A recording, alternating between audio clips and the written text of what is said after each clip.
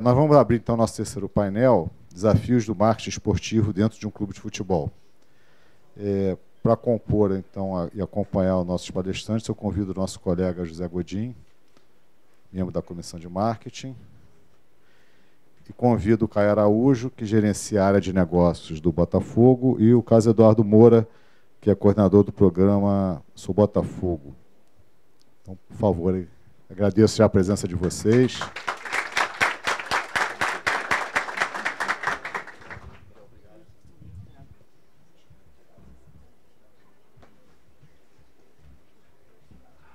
Gostaria aqui de dar início ao nosso terceiro painel da nossa manhã, falando exatamente sobre a questão dos desafios de marketing esportivo dentro do clube de futebol. Inicialmente, gostaria de dizer que é realmente um prazer muito grande nós estarmos aqui na parte da manhã. As dois painéis que foram inicialmente apresentados foram bastante interessantes. E talvez a principal reflexão que a gente possa fazer desses dois painéis iniciais, né, é da oportunidade para o profissional de administração, né, no campo do marketing esportivo, né, e no campo da gestão dentro dos clubes de futebol, ok? Então, com o maior prazer que a gente recebe o Caio Araújo, né, e o Carlos Eduardo Moura. Caio Araújo é da gerência de área de negócios do Botafogo, responsável pela área de relacionamento com clientes, e o Carlos Eduardo Moura é coordenador do programa Sou Botafogo, especialista em gestão desportiva, trabalhou também na coordenação de operação de estádios e do programa Sócio Futebol do Fluminense. Senhores, obrigado pela presença na nossa casa, no Conselho Regional de Administração. A palavra é de vocês, ok? Primeiramente, bom dia. Agradeço o convite do Conselho. Sempre quando já vim aqui uma outra vez, uma grande estrutura aqui, sempre é bom estar visitando aqui essa casa. Faço aqui um abraço, o Márcio, foi um colega há 3 anos no Fluminense, João, várias aulas, várias palestras, um cara que a gente seguia desde o início, que a gente tentou se esmerar nessa área. Eu ouvi parte da palestra do Márcio, a do Marcos inteira, e eu também optei, né, quando conversando com o Caio lá no Botafogo, de fazer algo mais informal, porque às vezes você faz uma aula com PowerPoint e tal, não sei o que, fica um negócio muito mecânico. Acho que aqui é importante, aqui, estando no ambiente de administradores, estar debatendo o que a gente vive lá dentro e o que pode trazer novos profissionais para dentro dos clubes, né? E, como eu disse, eu não vi toda a do Márcio, mas assim, eu acho que uma coisa muito importante para falar, antes de falar do meu setor, é como é que funciona um clube de futebol, né? Que é uma estrutura que é uma entidade sem fins lucrativos que busca o lucro. É um negócio que já explica muito o conceito e a confusão de que a gente vive lá dentro. E, em cima disso, não tem como excluir que existe política. 3 anos, a 2 anos, tem uma eleição, e por mais que as regras gerais da administração e do marketing exijam planejamento, raciocínio e longo prazo, a realidade do clube não acompanha isso. Então, ou você tem um presidente que tem um projeto político de 20 anos para ir dando continuidade, ou então você sofre as consequências e a gente vê esses retalhamentos que os clubes de futebol vivem aqui, né?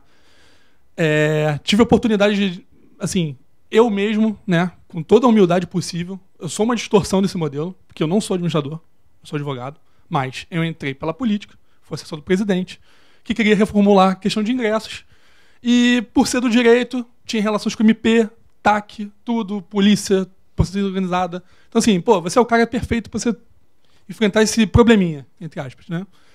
E aí, com o tempo, você vai visitando, vai indo para outro estádio, vê os problemas que o torcedor passa quando é visitante e tal. Você vai trazendo para o presidente, e o presidente fala, olha só, eu vou montar o sócio-torcedor, essa visão é muito importante para o sócio-torcedor. Queria que você conduzisse isso como coordenador de projetos. Isso eu já fiz conta advogado, não foi nenhuma novidade, né? Sempre me interessei também na área administrativa, já tive um escritório. Então, toquei, fizemos um projeto que era político, porque ele queria que o sócio-torcedor tivesse voto, e montamos em casa, tudo em casa, né? E aí, em cima disso, fazer algo que talvez uma pequena empresa faria, que é um plano de carreira, né? Eu não tinha um departamento, eu era um departamento de arenas sem estádio, porque o Botafogo jogava o Fluminense jogava no Engenhão, na época, visitante, então eu tinha que adaptar o meu torcedor à casa do rival, né? Então, assim, aquela ali tinha que ser minha casa enquanto durasse, voltasse o Maracanã na época. E fomos lá, trabalhando. Aí, pô, precisa de um cara de audiovisual, precisa de um cara de projetos, precisa de um cara de relacionamento, precisa pensar o atendimento. E aos poucos foi montando. Aí você vai sempre postulando na política. Olha lá. O time vai jogar no Porto Alegre? Pô, bota 2 caras do marketing para visitar o Grêmio Inter, ver a experiência do Grêmio Inter. Vai jogar em Minas? Pô, bota um cara do marketing para conhecer o marketing do Cruzeiro, como que eles fazem lá. E aí a gente foi acumulando. Em 2012, a gente acabou lançando o Sócio Futebol. Programa de voto, com a cara um pouco do Fluminense, e analisando todas as experiências que a gente viu em outros clubes. E ouvindo também outros profissionais que volta em mente tá interagindo, né? O que é muito importante sempre interagir. O ponto é um grande conteúdo que, assim, o sócio-torcedor, ele na verdade, ele foi uma saída de arrecadação, mas se você for entender, a palavra em inglês mostra bem o que é. Membership. Ele é parte, né? Então, todo sócio-torcedor, na verdade, você tem que fazer ele interagir com o seu clube, se sentir parte do clube. Acho que toda campanha, todo planejamento, você tem que fazer ele fazer parte, né? E aí, no caso do Fluminense, foi cidadania. E no caso do Botafogo, já foi um pouco diferente. Porque se no Fluminense eu montei uma estrutura interna e depois, quando eu saí, até eles terceirizaram, no Botafogo eu tive uma missão inversa. Eles estavam com um modelo terceirizado e queriam internalizar. E o Botafogo, a diretoria, quando me entrevistou, falou exatamente: não existia uma cara do Botafogo. É um negócio mecânico, é um negócio igual dos outros clubes, né? E vendo isso, né, do modelo, principalmente aqui no Rio de Janeiro, eu acho que não se pode ignorar também a história do clube. O departamento de história forte faz um clube com conteúdo e a história engaja o torcedor, porque é pela história do clube e pelo que o clube fez é que você atrai ele para você defender suas cores, que nada mais é que defender sua história. A construção da marca dos clubes é feita com a história. E um pouco da topologia do torcedor. Você não pode ignorar o que um torcedor gosta ou não. O torcedor do Flamengo tem uma postura totalmente diferente do torcedor do Botafogo, do torcedor do Fluminense. Então, assim, não existe uma fórmula. Eu não posso ser determinista e falar assim, ó, esse é o certo, o resto é errado. Não posso fazer isso. Porque cada clube tem uma forma de funcionamento. E, por exemplo, agora, no sócio-torcedor do Botafogo, eles estão discutindo se vão dar voto para o sócio-torcedor. Então, é uma relação meramente comercial e de acompanhar o time, né? Com missões e com barreiras diferentes. Outro aspecto que eu acho que é importante destacar, até para as perguntas, são os modelos construídos na composição desses programas. Tá? No Brasil, é uma organização muito, muito quebrada. Você tem uma empresa de bilheteria, você tem uma empresa de CRM, você tem uma empresa de eventos, você tem uma empresa de entrega de carteirinha, você tem uma empresa e, às vezes, a empresa de bilheteria também tem um produto de CRM. E aí é concorrente com a empresa do software que vai. E aí você depende de uma integração de sistema que, às vezes, você não tem como ter o conhecimento se está sendo correta ou não, né? E isso atrapalha a sua relação com o cliente. Você não pode... Se o ingresso não carrega na carteira, ou se há problemas na hora de reservar seu ingresso, a culpa não é da empresa, a culpa é do clube. Então, isso é um desafio que a gente está enfrentando lá no Botafogo. A gente está querendo internalizar tudo para ter o controle total e, assim, melhorar o atendimento, né? Com a prática, falamos aqui já de bons exemplos, né? De NBA, NFL, futebol europeu, Disney, por que não Disney? Que não deixa de ser um entretenimento, para mim, um modelo de atendimento mais avançado no mundo de engajamento, que é um negócio absurdo, que te trata do primeiro passo até o fim. Ali você está sempre sendo encorajado a estar vivendo aquele mundo, que é a experiência. É isso que a grande discussão hoje, que o Marcos pontuou muito bem na falação dele do patrocínio, que o clube, infelizmente, a camisa é vendida como se fosse um billboard, um backdrop. Quando, na verdade, aquela empresa, ela quer trazer a experiência do futebol para o cliente dela. Ou trazer mais clientes em cima da experiência que você está vendendo ali no campo de futebol, né? Então, são conceitos diferentes você trabalhar em uma gestão, em duas. É um conceito diferente quando tem interesses do seu vice-presidente em relação ao vice-presidente das finanças e vice-presidente do jurídico, que às vezes os departamentos trabalham como se fosse uma empresa de Fórmula 1, cada um faz uma coisa e quando você afeta a rotina dele, ele começa já a te resistir. Você tem que saber lidar com isso, que é a parte do gestor ser um cara que interage com tudo, está participando, não ser o cara trancado na sala, como o Márcio falou, né? Ele tem que estar sempre se relacionando e conseguir trabalhar isso, né?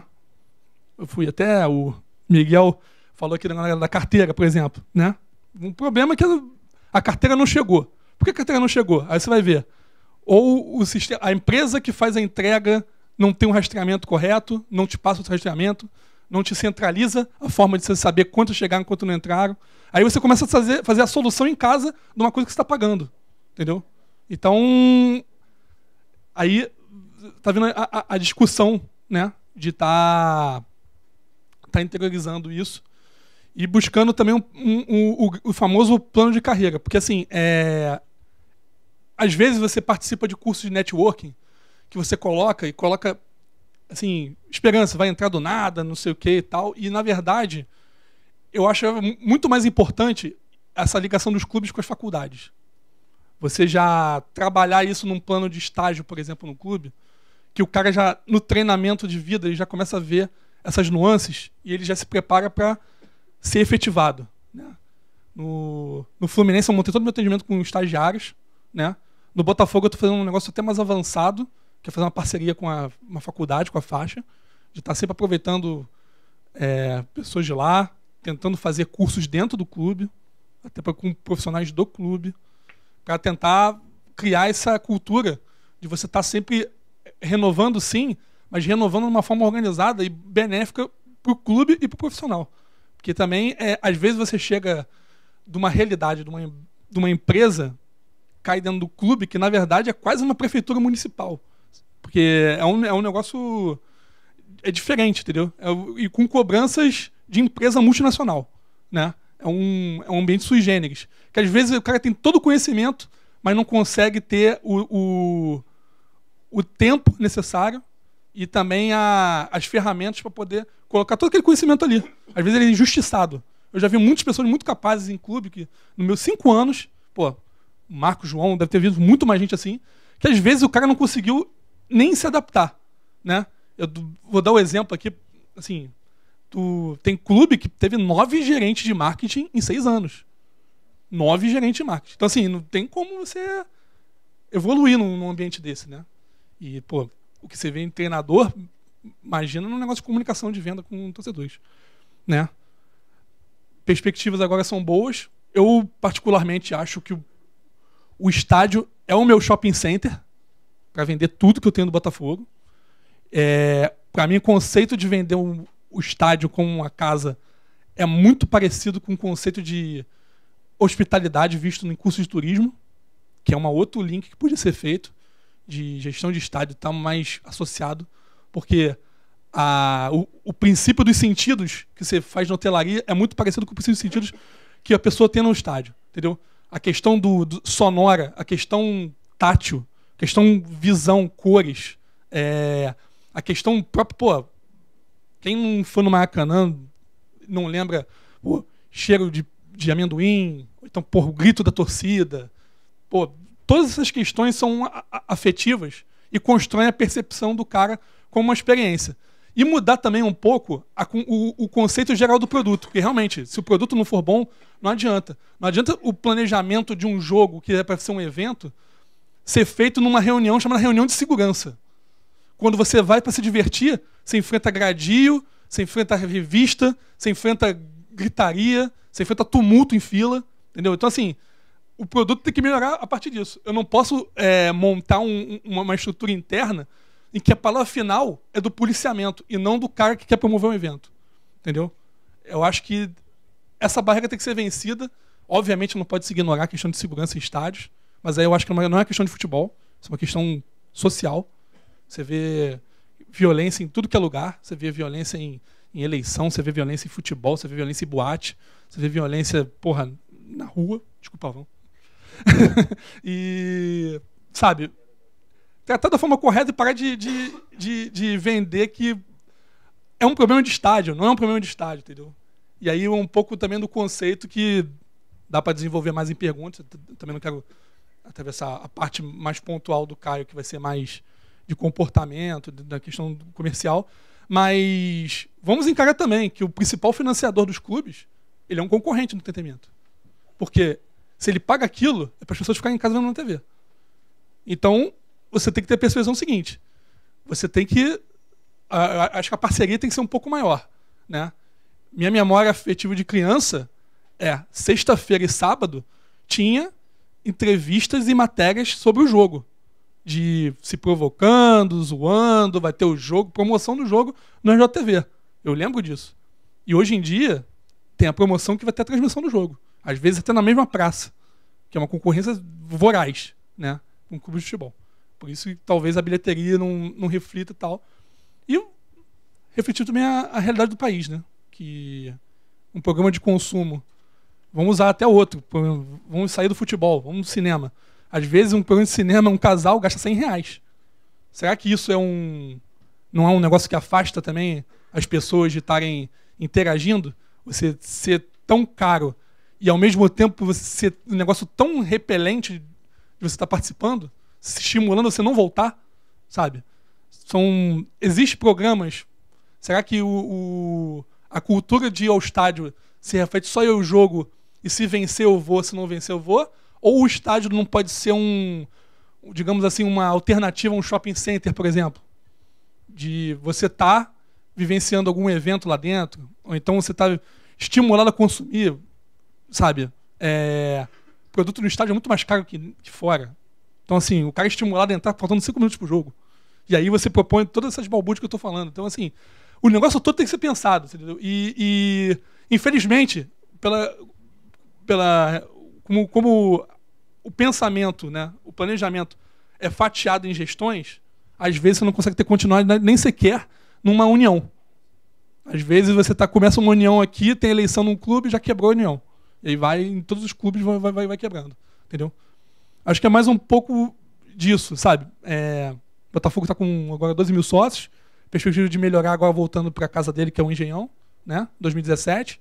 Estamos planejando algumas coisas que a gente não podia fazer antes por causa das Olimpíadas, para dar uma cara visual também, que nem agora estão tendo uma experiência muito, muito feliz na ilha, com coisas simples como uma arquibancada preta e branca, uma loja, produtos específicos para o jogo. Está tendo uma adesão, as pessoas estão assistindo em casa, e o time está se beneficiando desse clima, dessa proximidade, e a gente vai tentar, de todas as formas, tentar replicar isso no Engenhão de uma forma maior. E até mais confortável também, porque vai ter estrutura. Tá? E vamos lá, muito obrigado. Vamos deixar para o Caio aqui.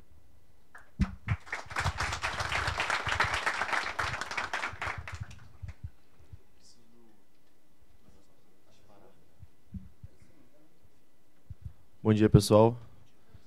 Me chamo Caio, sou hoje o responsável pelo elo entre o departamento de marketing e o departamento comercial do Botafogo. Acho que isso resume bem a minha função da área de negócios. Eu participo tanto com o pessoal que desenha o produto, muitas vezes ajudo a desenhar o produto de patrocínio, de negócio, basicamente, e faço relação com as forças de venda, que muitas vezes não são internas do clube. A gente atua com muitos parceiros que são comissionados apenas pelo desempenho, e tem ali uma carta de intenções com o clube, dependendo, é claro, do grau de conhecimento que a gente tem dele. Eu vou falar um pouco disso, vou falar um pouco de como a gente tenta vender e como muitas vezes os parceiros enxergam o produto que não é da forma ideal. Acho que o Marcos foi muito feliz na explanação dele sobre como, infelizmente, ainda se pensa muito na exposição, que é apenas uma parte do negócio, o patrocínio, que é uma coisa que você pode se conectar com a paixão do torcedor, que é um negócio valiosíssimo, que pouquíssimos segmentos de mercado conseguem despertar paixão como o futebol. E muitas vezes desperta até a ira, né? Que é um problema que tem que ser evitado. Antes de começar, propriamente dito, é interessante estar aqui numa casa de administradores. Eu não sou um administrador formado, eu sou engenheiro de produção, que é um segmento que se assemelha muito à parte da administração, então é interessante falar para um público especializado. E sobre o que o Carlos Eduardo, vou chamar de Cadu, que todo mundo conhece, falou da experiência do torcedor no estádio, eu vou falar um pouquinho mais na frente sobre isso. Eu não trouxe aqui, mas compartilhar com vocês, eu terminando aí um mestrado na área de engenharia de produção também, em que eu estou tentando achar um negócio meio esdrúxulo, mas é uma equação que explica a presença do torcedor no estádio. Todo produtor de sorvete, todo produtor de roupa, todo produtor de, enfim, qualquer produto, ele tem um conhecimento mínimo sobre a demanda dele, sabe qual é a sazonalidade, sabe que fatores macroeconômicos e microeconômicos alteram a sua demanda. E principalmente no futebol brasileiro, tem muito pouca literatura sobre o caso, muito pouco conhecimento. A gente ouve falar aí, porque tem um cara que reverbera na segunda-feira na mesa redonda, que é o preço que está errado. Aí tem outro, não, é o ônibus que está errado. E são muitas vezes palpites, né? O cara fala isso pela experiência própria, ele pega 1 ou 2 ou 3 amigos dele que falam isso e ele replica por aí como se isso fosse válido. E me chamou esse problema, na verdade, essa questão de por que o cara vai ao estádio sempre foi um problema, uma coisa muito interessante para mim. Eu, quando ia a jogos de diversos clubes, trabalhando ou não já nessa área, eu ficava às vezes parado e pensando, cara, o que faz o cara vir aqui 9h50 da noite, às vezes sem ter como voltar para casa de maneira segura, e às vezes o time não estava nem bem, por que esse cara vem ao estádio? Então eu comecei a pegar borderôs. Borderôs são relatórios financeiros de uma partida, toda partida oficial é obrigada a ter, porque ele mostra quantos torcedores entraram em cada setor, quanto cada um pagou. Infelizmente não é um relatório tão 100% certo, mas é a coisa mais próxima que a gente tem de registro de informação. Comecei a botar isso numa planilha de Excel, fiz ali, sei lá, uma base de 200 jogos do Botafogo. Fiz um pouco para o Fluminense também, porque acho que é um clube que se assemelha, pelo menos em termos de torcida, minimamente com o Botafogo, para ter uma espécie de padrão ali. E comecei a fazer uma regressão, que é como vocês devem estudar aí na parte da estatística, é uma parte que tenta ver com a experiência, você vê o que isso pode ser replicado para frente. E foi interessante porque eu confirmei, pelo menos no caso da torcida do Botafogo, um estudo muito incipiente ainda, pelo menos para jogos de Campeonato Brasileiro, o preço não é a principal variável. Eu já imaginava isso, mas muita gente fala. Na verdade, obviamente, para mim, o resultado do jogo anterior interessa muito mais, e o horário do jogo e o dia do jogo também. Então a gente vê muita gente falando que preço. O Campeonato Carioca muitas vezes tem ingresso a R$10 e tem ali 500 caras. E eu não estou falando só do caso do Botafogo, que eu conheço mais, não. Você vê Flamengo, Vasco, Fluminense passarem pelo mesmo problema. Então acho que é muito da qualidade do espetáculo, qualidade do produto. A gente está na concorrência do entretenimento. Enfim, só quis falar um pouquinho aí, acabei me alongando demais, mas quis dar esse toque para vocês. Não sei se... Falando um pouco da particularidade do nosso mercado, eu não vou perder tempo lendo, é só para... Vocês sabem disso, a gente tem uma dificuldade que a gente é avaliado semanalmente, muitas vezes 3 dias, a gente tem muito pouco tempo, às vezes ganha uma partida excelente na quarta-feira, você pode estar sujeito a uma derrota acachapante no domingo, então você tem que ser muito ágil para aproveitar as suas possibilidades sem, enfim, esgotá-las. Todo mundo conhece futebol, todo mundo sabe o que acontece na boa parte do elenco. Então você está sujeito a ser avaliado no bar. Você chega em casa, seu porteiro sabe que você trabalha no clube. Então, e aí? Como é que vai ser aquilo ali? O cara vem, não vem? Pô, por que vocês fizeram aquilo? Todo mundo conhece futebol. Muitas vezes seu ativo é uma pessoa, às vezes é um jovem que não teve uma formação adequada e ele está numa campanha de marketing, a sua marca está associada com ele faz uma besteira, ele bate com o carro, enfim, é envolvido num caso grave policial e a gente também não entra em campo, felizmente. Então, muitas vezes o nosso resultado está atrelado ao que acontece ali, se a bola entra ou não. Acho que a bola não entra por acaso, mas se a bola não entrar, muitas vezes o seu projeto tem que ficar na gaveta mais um tempinho. Isso aqui vai muito de encontro com o que o Marcos falou. Hoje é basicamente assim que o mercado pelo menos a maior parte das empresas enxerga o produto como parte do uniforme, que é a maior parte de exposição na camisa, maior parte de exposição da marca. E aí estamos falando de centímetros quadrados, estamos falando de posicionamento na tela. Basicamente é assim que a gente divide as nossas cotas principais de patrocínio, envolvendo a equipe do Botafogo. Cada propriedade tem um nome, de acordo com a posição que ela se encontra na camisa, e tem o famoso backdrop, que eu tenho para mim que, apesar de ter um retorno estúpido de exposição, pouca gente presta atenção no que está acontecendo ali, porque o que está acontecendo está aqui na frente. Falhou um pouquinho. O que está acontecendo está aqui na frente, então muita gente acha que isso aqui é o suprassumo, isso é bacana, mas nem tanto. Eu acho que isso tem uma lógica de construção do backdrop, enfim, a marca ela não está ali por acaso, não está naquela posição por acaso, a caixa não está aqui por acaso, e a Topper não está aqui por acaso. A caixa está aqui porque ela é a principal patrocinadora, ela tem que estar próximo da zona central, enfim, por aí vai. Tamanho é uma coisa que a gente estuda muito. O filho do Márcio, Gabriel, trabalha comigo. A gente, para fazer um negócio desse, a gente demora às vezes 6 horas, porque a gente tem que medir. Esse aqui está respeitando, tem que ter 20%, esse aqui tem que ter 10%, esse aqui tem que ter 15%. Tem uma arte aqui por trás disso. E isso aqui é um backdrop de viagem. Eu não sei se vai dar para ver, todo mundo vai dar para ver, mas isso aqui tem. Isso é da última vitória do Botafogo. O último jogo do Botafogo foi contra o Santa Cruz. Não sei se dá para perceber. Isso aqui está em cima de um banco de reservas. Essa é a estrutura. Muitas vezes o cara tem que segurar, o assessor de imprensa tem que segurar, porque não tem onde pendurar, não tem onde colocar, não tem sala de imprensa. A estrutura do futebol brasileiro ainda é muito precária. Todo mundo aqui assiste Premier League no sábado, no domingo de manhã. Todo campo, todo jogo tem ali um backdrop que o sujeito vai. É um negócio estudado, é um negócio combinado. Todo mundo sabe das suas obrigações. E hoje, aqui no Brasil, não é muito assim, não. Essas são algumas das dificuldades que a gente passa.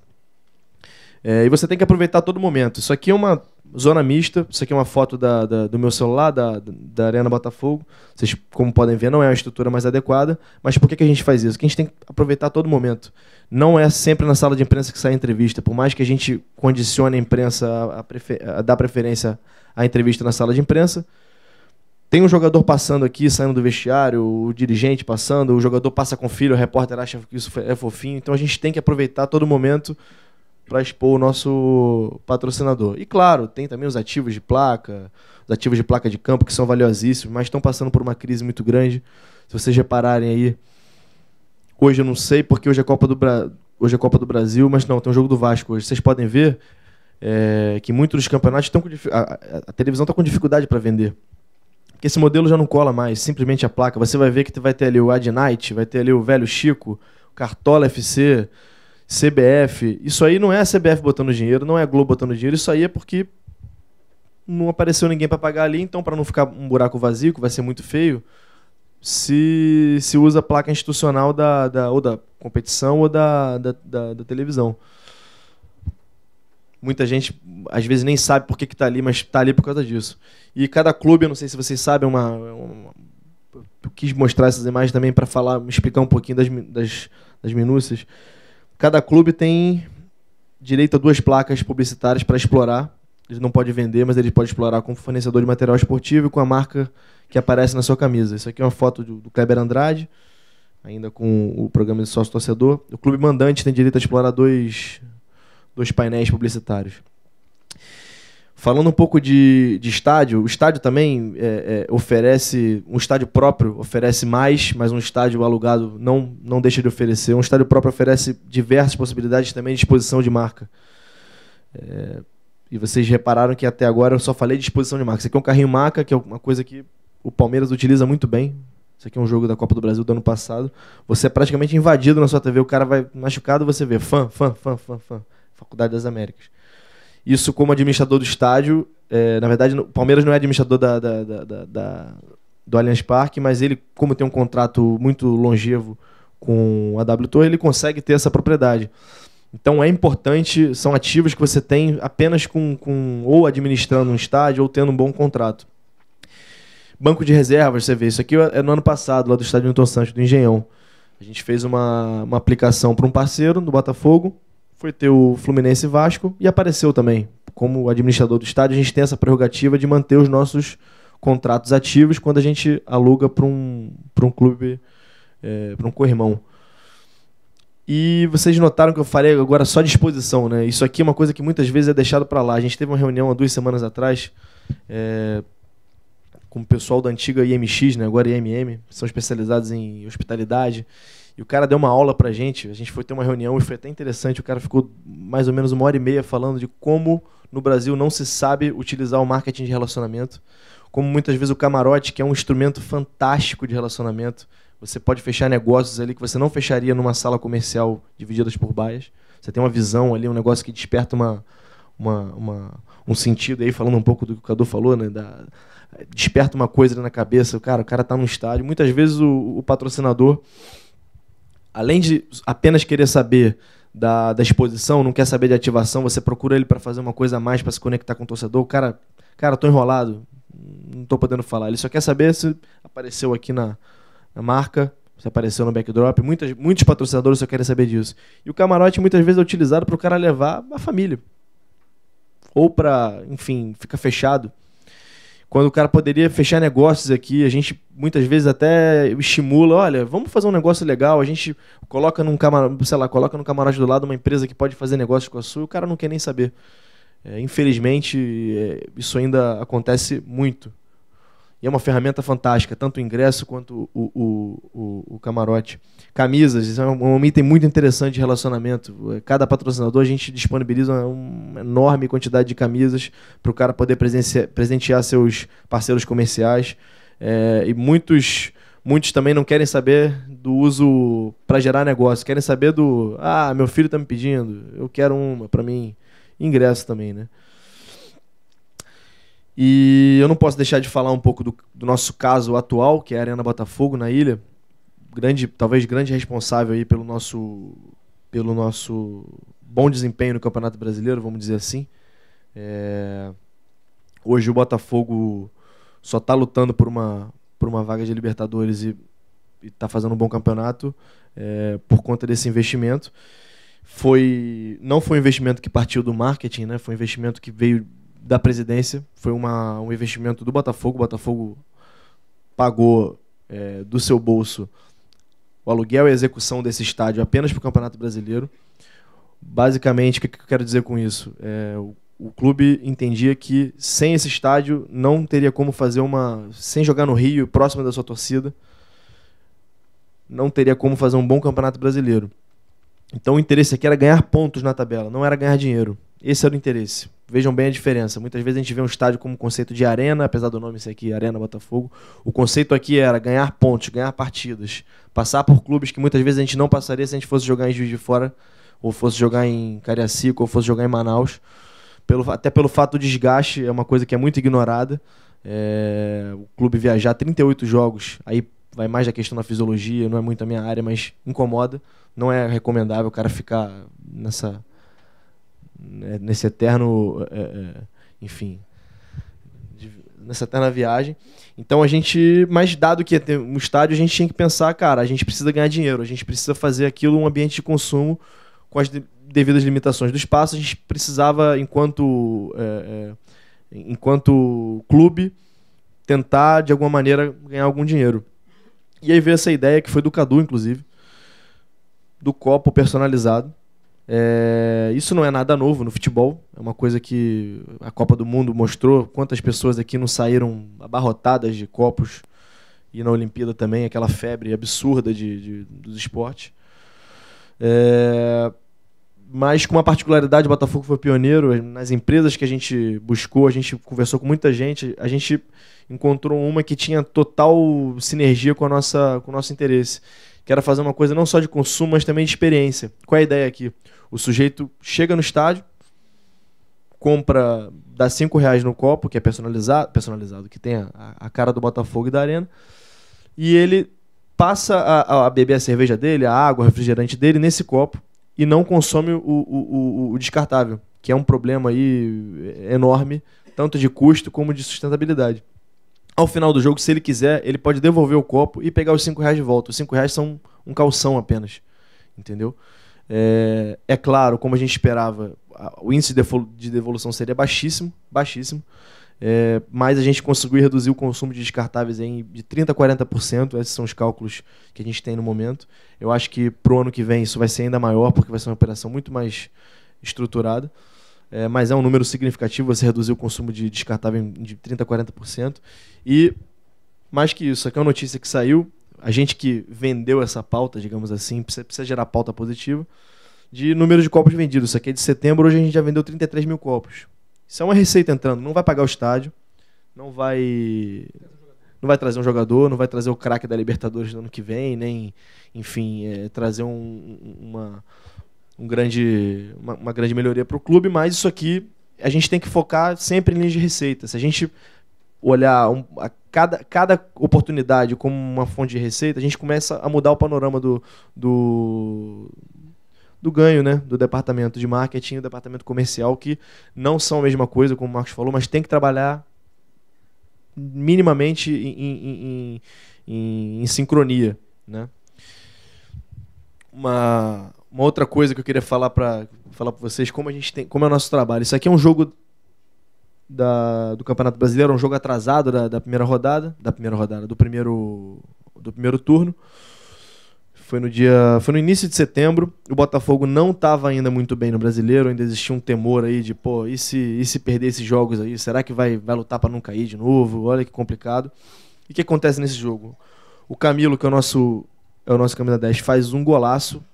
Eu não vou reproduzir o gol aqui, mas quem acompanha futebol, acho que sabe do gol que eu estou falando, um gol de bicicleta, que teve uma repercussão absurda na imprensa nacional e também na imprensa internacional. A gente atingiu veículos que a gente não costuma atingir. Sites americanos, franceses, contas americanas, inglesas no Twitter. Enfim, foi realmente um gol muito bonito. Quem não viu, aconselho a verem. E o que isso representou pra gente? Uma oportunidade. Nesse mesmo jogo, o Sassá, que é um atacante do Botafogo, ele se tornou artilheiro do Campeonato Brasileiro. No mesmo jogo, 2 oportunidades. Um golaço e o novo artilheiro do campeonato. E no dia seguinte a gente lançou um vídeo que já estava gravado, mas é aquele negócio, você tem que sempre esperar a oportunidade. O Sassá é um cara muito irreverente. Muito irreverente. Tem esse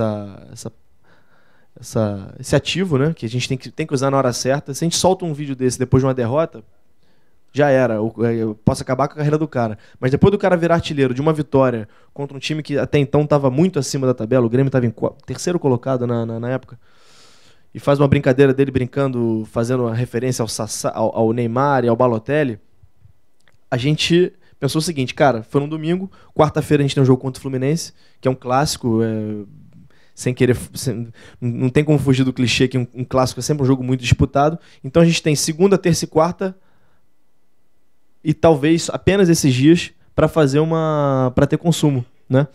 E durante um almoço a gente pensou, cara, por que a gente não faz uma camisa sobre esses dois? Um negócio assim, só para esse jogo. Se der errado a gente tira, mas a gente sabe que vai ter um consumo, vai ter um público legal, era um feriado, e a gente lançou 2 camisas a um preço um pouquinho mais elevado, porque tendo uma ideia na segunda, produzir para a quarta, não tinha como fazer um negócio a tão baixo custo assim. Então a gente fez uma experiência. E deu muito certo. A gente vendeu bastante camisa, teve uma receita. De novo, não vai não vai pagar o estádio, mas é mais uma receita. Eu quis mostrar aqui para vocês como a gente tem que ser ágil, muito ágil, porque se a gente deixasse, vamos ver como é que vai ser o jogo contra o Fluminense. Se o Botafogo perde, já era. 2 produtos, mais uma ideia legal que volta para a enorme gaveta de projetos bons que nunca puderam ser lançados. O futebol tem muito disso, a gente tem muita ideia mesmo que não pode ser lançada porque ou o resultado não ajuda, ou a política não ajuda, né? Ou a conjuntura não ajuda. Enfim. E terminando mais, eu gostaria de falar do estádio enquanto ambiente de consumo. Isso aqui é uma foto do primeiro jogo no Rio, com a volta da cerveja nos estádios, volta do consumo da cerveja. Eu digo cerveja de verdade, não a cerveja sem álcool. Foi uma batalha muito do Botafogo e do Maracanã. O Botafogo enquanto administrador do seu estádio, Maracanã enquanto... quando eu digo Maracanã, eu digo o Conselho de Administração do Maracanã, né? Isso é uma foto de 2015. Se não me engano é Botafogo e Ceará o jogo. Foi uma terça-feira. O segundo jogo foi Fluminense e Palmeiras na semifinal da Copa do Brasil. E a gente sempre fala que o estádio, como o Cadu falou, o estádio tem que ser um shopping center, o cara tem que se sentir muito à vontade ali dentro, porque a gente concorre com o cinema, a gente concorre com a praia, a gente concorre com o bar, a gente concorre com videogame, a gente concorre com tudo aquilo que distrai eu não vou dizer o torcedor, mas a pessoa no seu tempo livre. Ali ele não está trabalhando, ele está se divertindo. Então, a partir do momento que a gente estimula o consumo, estimula a ele se sentir bem ali, a gente está jogando em prol do negócio. E além do ganho financeiro, do aumento da arrecadação dos bares, que foi também da casa aí dos seus pelo menos nos primeiros jogos, bem dos seus 25%, 30%, o faturamento dos bares aumentou por conta da liberação da cerveja. Tem também o contrato com a cervejaria. Na época o Botafogo firmou um contrato até o final do ano com a Ambev, o Maracanã fez com a Amistel, se eu não me engano. Foi isso, né? Amistel.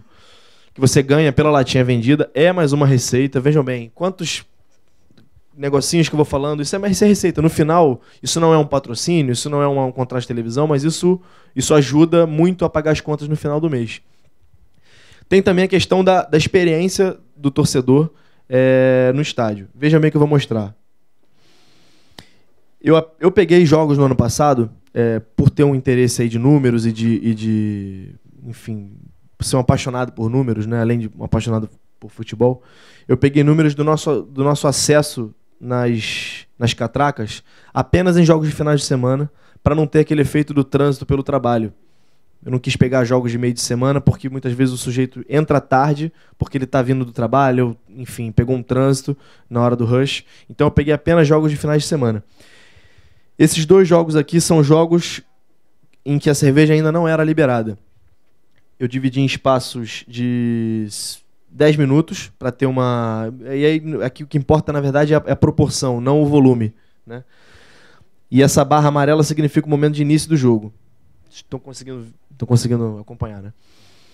Vejam que nesse primeiro jogo aqui, quase 33% entrou faltando 20 minutos para o jogo começar. E 20% praticamente, 18% do público entrou após o jogo ter começado. Isso num sábado. Eu não sei se era 4 horas ou 6h30, mas isso num sábado. O cara teve como se planejar para chegar ali. Isso aqui significa para mim basicamente o seguinte: o cara entrava ali só porque queria ver a bola, ele só queria ver a bola rolar. Ele não estava ali, enfim, ele não podia beber lá dentro, ele não podia consumir. Era engraçado, né? Mas tinha um chefe no Botafogo, o Landau, que ele falava que no Brasil só não se podia tomar cerveja no estádio e na cadeia, porque até na igreja você podia tomar. Era um negócio absurdo. Você podia tomar um vinho na igreja, né? Então, você veja como isso afeta a experiência. Você tem aquele bolo de pessoas entrando, isso aumenta a quantidade de catraca utilizada, você tem um custo operacional altíssimo. É nesse momento aqui que o cambista se faz, é nesse momento aqui que o cara que não tem um cartão adimplente se faz, que é no momento do bolo. A polícia pode mandar abrir o portão porque está com confusão. Sempre lembro do exemplo do Flamengo e Atlético Paranaense, a final de Copa do Brasil. Quantas pessoas entraram sem ingresso, sem ter revista, sem ter nada, porque a polícia mandou abrir, porque estava um tumulto. E muito por causa disso aqui. Não é só por causa disso aqui, mas muito por causa disso aqui. A gente superou os problemas, mas eu quero mostrar para vocês a diferença. Então vejam bem, nesse jogo aqui, 30%, 20 minutos antes do jogo começar. E aqui você não está vendendo por camisa, você não está vendendo sócio torcedor lá dentro, o cara está consumindo no bar lá fora, pagando uma cerveja cara e quente. E 25% entrou, 24% entrou depois do jogo ter começado. Mais um jogo aqui de taxas altíssimas de entrada apenas para ver a bola rolar. E esse aqui é o primeiro jogo no final de semana com a cerveja liberada. Vocês vejam que menos de 2% entrou faltando 20 minutos para o jogo começar e 0,5% entrou depois do jogo começar. Ou seja, menos de 3% do público, na verdade, vamos falar assim, 97% do público já estava lá dentro, faltando 20 minutos de partida começar. Esse cara já comprou a sua cerveja lá dentro, você já ganhou dinheiro da cerveja ali. Esse cara já olhou com calma a loja. Esse cara já olhou com calma o que a atendente do sócio-torcedor tem a oferecer para ele. Esse cara já procurou um lugar com calma. Esse cara não passou o perrengue para entrar passar pela catraca. É claro que tem um efeito aqui do público. Esse público aqui foi maior. As pessoas se programam um pouco mais, mas me parece ser óbvio que a cerveja que você oferecer, não a cerveja, desculpa, mas que você oferecer um ambiente mínimo de consumo, um ambiente minimamente de lazer, claro, obrigado, um ambiente de lazer, minimamente de lazer, você torna o espetáculo melhor, muito melhor. E, por fim, eu acho que é interessante analisar sobre essa ótica. O estádio, para mim, é uma fábrica. Eu entrei no futebol entrei com a cabeça que o estádio é uma fábrica. E como que fábrica? O que ele fabrica? Entretenimento. Você tem concorrência, você tem batalha por preços, você não pode ter um ingresso tão caro porque o cara pode preferir ir no cinema se o produto não é tão bom. Você tem que ter noção dos custos fixos e dos custos variáveis. E aí, o marketing, apesar de não ser o administrador do estádio, a pessoa que está no marketing tem que ter noção disso, procurar eventos para você não abrir o estádio apenas no domingo e abrir de novo só no domingo, ou muitas vezes ficar 2 semanas sem abrir. É um custo fixo, você está pagando luz, você está pagando água, você está pagando um monte de coisa, custo de oportunidade. Então você tem que ter noção disso. O estádio é uma fábrica.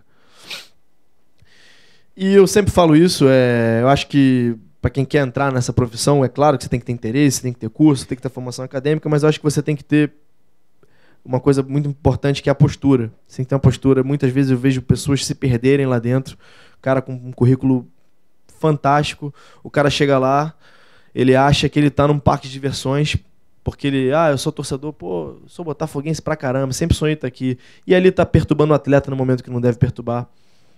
Eu acho que você tem que ter uma relação muito próxima com o departamento de futebol, para você jogar pro trabalho, não para ficar tirando foto para postar no fonte de conhecimento, exatamente. Você tem que ter discrição, você muitas vezes você tá por dentro de assuntos que despertam a atenção da imprensa e do público em geral, e que você tem que tomar cuidado quando for conversar isso com seu pai, conversar isso com a sua mãe, porque muitas vezes, sem maldade, eles comentam: fulano me falou que meu filho me falou isso, meu namorado me falou aquilo. Separar a paixão da razão, e você tem que usar, na verdade, a paixão que você tem pelo esporte, que você teve um dia como torcedor. Todo mundo que entra nessa área, acho que deixa de ser torcedor mesmo. Você tem que usar a paixão que você tem ali dentro, na verdade, para criar um link com o torcedor, para você entender o que ele está sentindo naquele momento, saber a hora certa de se comunicar, o que falar, e não para você agir com paixão. Acho que é mais ou menos isso.